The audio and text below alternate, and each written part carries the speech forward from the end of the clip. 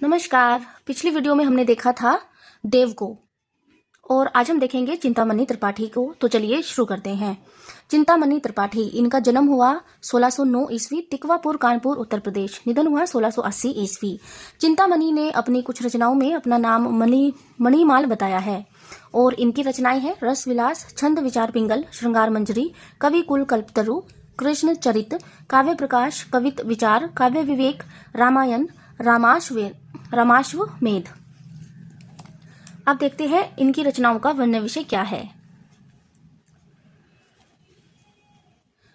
प्रमुख रचनाओं का वर्ण विषय रसविलास, इसमें सभी रसों की विवेचना है। इसकी रचना भानुदत्त की रस मंजरी, धनंजय के दश रूपक तथा विश्वनाथ के साहित्य दर्पण के आधार पर हुई है।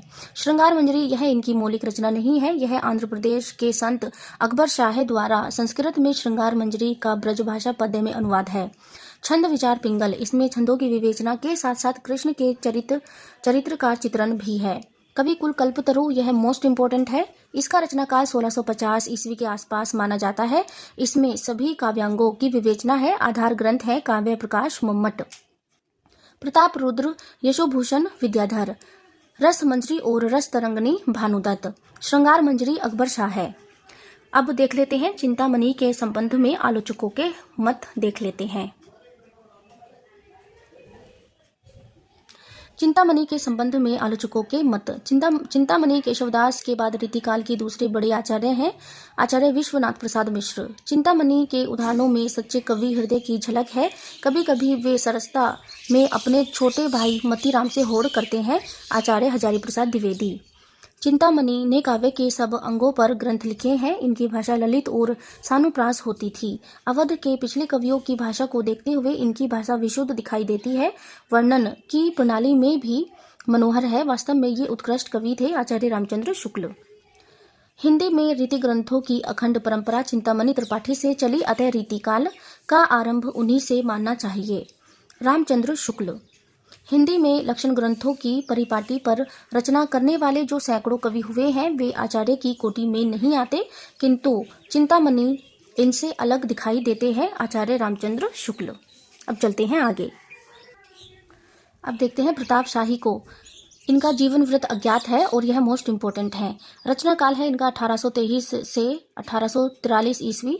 आश्रयदाता राजा है विक्रम सिंह चरखारी बुंदेलखंड के शासक। शिव सिंह सेंगर के अनुसार इन्हें ओरछा नरेश छत्रसाल बुंदेला ने भी आश्रय दिया था। पिता है रत्नसेन बंदीजन, माता है विद्यापति। अब इनकी रचनाएं हम देखेंगे।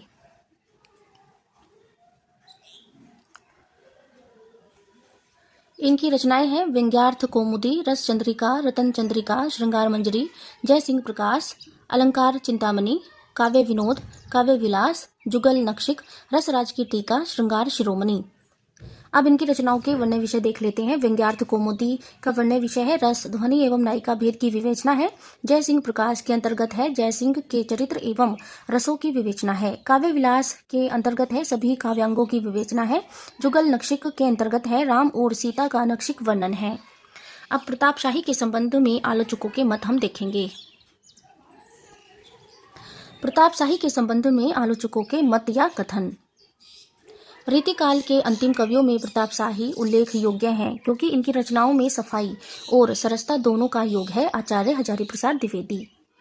प्रताप शाही की रचना व्यंग्यार्थ कौमुदी में नायिका भेद तथा ध्वनि का जैसा व्यापक समालोचन हुआ है वैसा रीतिकाल के अन्य ग्रंथों में देखने को नहीं मिलता, बच्चन सिंह का यह कथन है।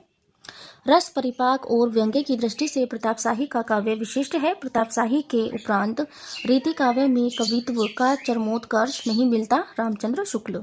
इनकी भाषा में बड़ा भारी गुण यह है कि यह बराबर एक समान चलती है, उसमें कहीं भी कृत्रिम आडंबर का अढंगा नहीं है।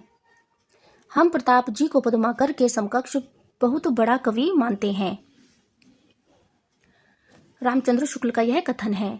हम आचार्यत्व और कवित्व दोनों के रूप में एक अनूठे संयोग की दृष्टि से विचार करते हैं तो मतीराम, श्रीपति और भिखारी दास से ये कुछ 20 ही ठहरते हैं। रामचंद्र शुक्ल का यह कथन है।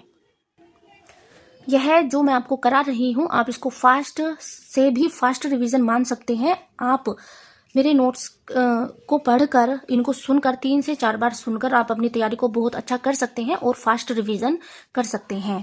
तो अब देखते हैं अमीरदास को। अमीरदास का जन्म हुआ 1783 ईस्वी, निधन इनका अज्ञात है। गुरु का नाम है रामदास। अमीरदास उदासी संप्रदाय में दीक्षित थे।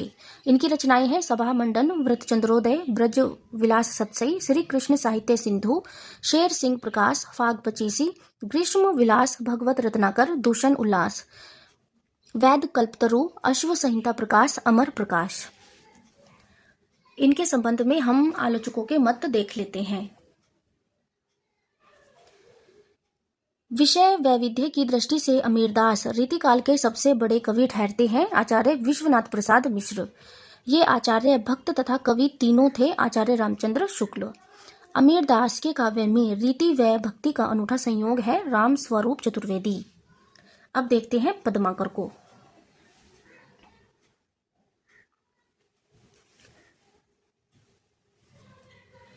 पद्माकर भी मोस्ट इम्पोर्टेंट हैं।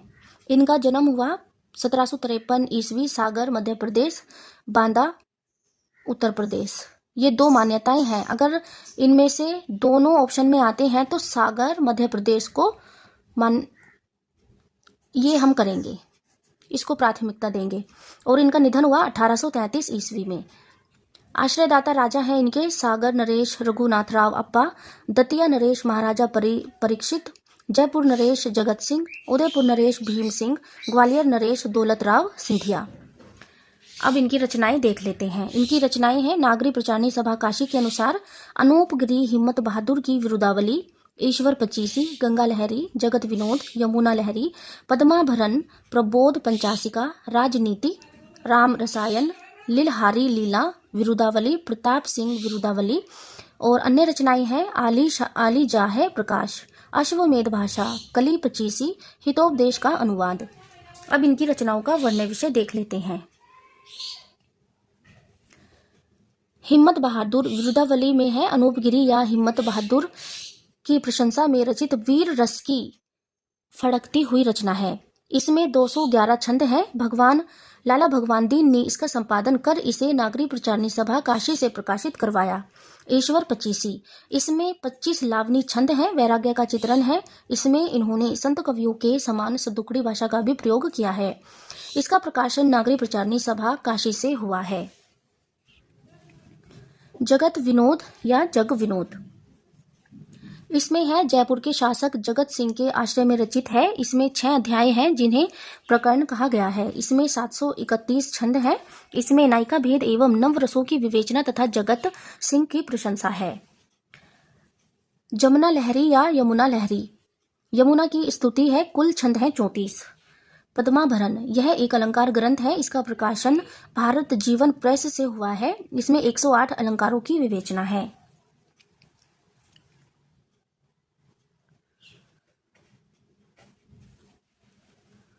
राम रसायन, वाल्मीकि रामायण के आधार पर दोहा चौपाई शैली में रामकथा का चित्रण। इसका संपादन मालचंद्र तैलंग ने किया है। प्रताप सिंह विरुदावली, प्रताप सिंह की प्रशंसा में रचित है। कुल छंद है 117। इसका डॉक्टर टेकम सिंह तोमर ने 1957 में हिंदी अनुशीलन प्रयाग से प्रकाशित करवाया।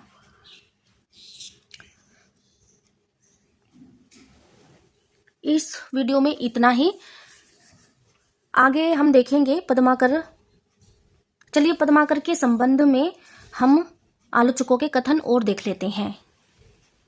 पद्माकर को कंप्लीट कर लेते हैं।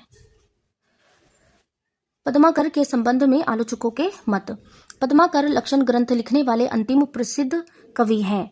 आचार्य रामचंद्र शुक्ल, रीतिकाल के प्रतिनिधि कवियों में पद्माकर को छोड़कर और किसी में मतीराम की सी चलती हुई भाषा और सरल भाव व्यंजना नहीं मिलती है। आचार्य रामचंद्र शुक्ल। मतीराम के रसराज के समान पद्माकर का जगत विनोद काव्य रसिकों और अभ्यासियों दोनों का कंठार रहा है। आचार्य रामचंद्र शुक्ल। इनकी भाषा में वह अनेक रूपता है जो एक बड़े कवि में होनी चाहिए। भाषा की ऐसी अनेक रूपता गोस्वामी तुलसीदास में दिखाई देती है। आचार्य रामचंद्र शुक्ल। भाषा की सब प्रकार की शक्तियों पर इस कवि का अधिकार दिखाई पड़ता है। रामचंद्र शुक्ल। पद्माकर रीतिकाल के अंतिम श्रेष्ठ कवि हैं डॉक्टर बच्चन सिंह। पद्माकर की भाषा अन्य कवियों की अपेक्षा अधिक लोकोन्मुख है। डॉक्टर बच्चन सिंह का यह कथन है। पद्माकर के यश का आधार जगत विनोद है। इसमें नायिका सौंदर्य, हाव, उद्दीपन, विभाव अधिक प्रभावशाली बन पड़े हैं। डॉक्टर बच्चन सिंह। और इनकी चर्चित पंक्तियां हैं। फाग की भीर अभिरन ते गही गोविंद ले गई भीतर गोरी, बजत जय डंका गज्जत बंका लंक लो अरीगे। तो हम पद्माकर को कंप्लीट कर चुके हैं और अगली वीडियो में हम स्टार्ट करेंगे रसलीन से। तो इस वीडियो में इतना ही। धन्यवाद।